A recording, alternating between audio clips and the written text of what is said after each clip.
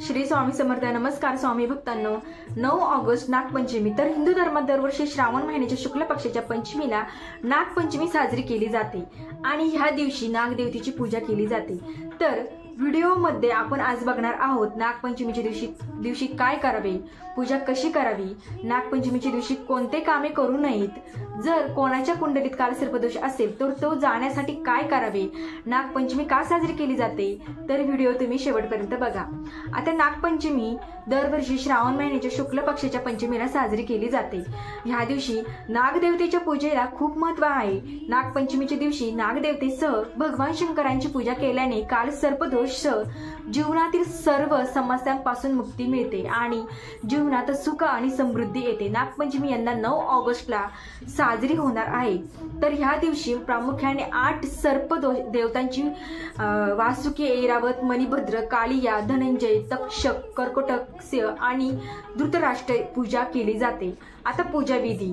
नागपंचमीच्या दिवशी सकाळी स्नान करून स्वच्छ कपडे घाला, शिवलिंगावर जल अर्पण करा आणि भगवान शंकरांची पूजा करा। यानंतर घराचे प्रवेशद्वार, मंदिर आणि स्वयंपाकघराच्या बाहेरील दरवाजा स्वच्छ पाण्याने धुवा। त्यानंतर कोळशाच्या किंवा रांगोळीच्या सहाय्याने सर्पदेवतेचे प्रतीक बनवा किंवा सर्पदेवतेची मूर्ती ही घरी आणू शकता। यानंतर पूजा करून नागदेवतेला फळे, फुले आणि दीप आणि नैवेद्य अर्पण करा। शेवटी नागदेवतेचे ध्यान करून पूजा व आरती करावी। आरती झाल्यानंतर नागपंचमीची कथा वाचा। नागपंचमीची पूजा मंत्र पूजा करते वेळी हा मंत्र घ्या। ओम भुजंगेशाय विद्महे सर्पराजाय धीमहि तन्नो नाग प्रचोदयात्। हा मंत्र तुम्हाला डिस्क्रिप्शन बॉक्समध्ये मी दिला जाईल। नागपंचमीच्या दिवशी काय करावे, जर कोणाच्या कुंडलीत कालसर्पदोष असेल तर नागपंचमीच्या दिवशी भगवान शंकरांच्या रुद्र अभिषेक करावा आणि ह्या दिवशी ब्राह्मण आणि गरजूंना दान करणे शुभ मानले जाते। यामुळे राहुकेतूचा जास्त प्रभाव नाहीसा होऊ शकतो।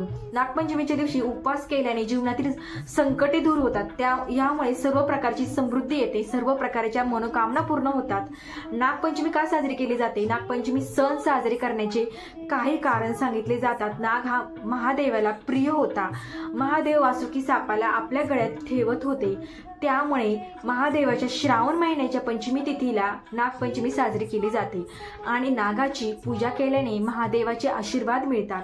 नागपंचमीच्या दिवशी नागाची पूजा केल्याने कालसर्पदोष दूर होत असल्याचे सांगितले जाते। नागपंचमीच्या दिवशी कोणतेही कामे करू नयेत। बघा, नागपंचमीच्या दिवशी नागदेवतेची पूजा करावी आणि नागदेवतेला त्रास होईल असे काही करू नये। साप हा अत्यंत पवित्र प्राणी मानला जातो। अनेक देवी देवतांचा सापांशी थेट संबंध आहे। सापांना इजा करणे जीवाला खूप महागात पडते। सापाला दूध देऊ नका, हे वैज्ञानिक दृष्ट्या सिद्ध झाले आहे की साप दूध पित नाही। खरे तर सापांना जबरदस्तीने दूध पाजणे त्यांच्यासाठी घातक ठरते। नागपंचमीच्या दिवशी मातीच्या नागाच्या मूर्तीला दुधाचा अभिषेक करावा। नागपंचमीच्या दिवशी लोखंडी तव्यावर अन्न शिजवू नये। ह्या दिवशी भात खाण्यासही मनाई आहे। नागपंचमीच्या दिवशी पुरी खाल्ली जाते। नागपंचमीच्या दिवशी जमीन खोदू नये, तसेच शेतीशी संबंधित कोणतेही कामे करत नाही असे मानले जाते की पावसाळ्यात साप बाहेर पडतात, त्यामुळे जमीन खोदल्यास त्यांना नुकसान होऊ शकते, जे तुम्हाला मोठ्याने पापाचे भागीदार बनवते। सापांचा छळ करून मारल्याने कालसर्पदोष होतो। हा दोष अनेक पिढ्या चालू राहतो। नागपंचमीच्या दिवशी सुई, चाकू इत्यादी धारदार वस्तूंचा वापर करू नये। ह्या गोष्टी टाळल्यास कालसर्पाचा दोष तुमच्या कुंडलीत येण्याची शक्यता कमी असते। त्यामुळे आपल्या पुढच्या पिढीला त्रास होऊ नये यासाठी या गोष्टींची काळजी घ्यावी। इथेच व्हिडिओ थांबवते। व्हिडिओ आवडला असेल तर व्हिडिओला लाईक, शेअर, सबस्क्राईब नक्की करा। धन्यवाद। श्री स्वामी समर्थ।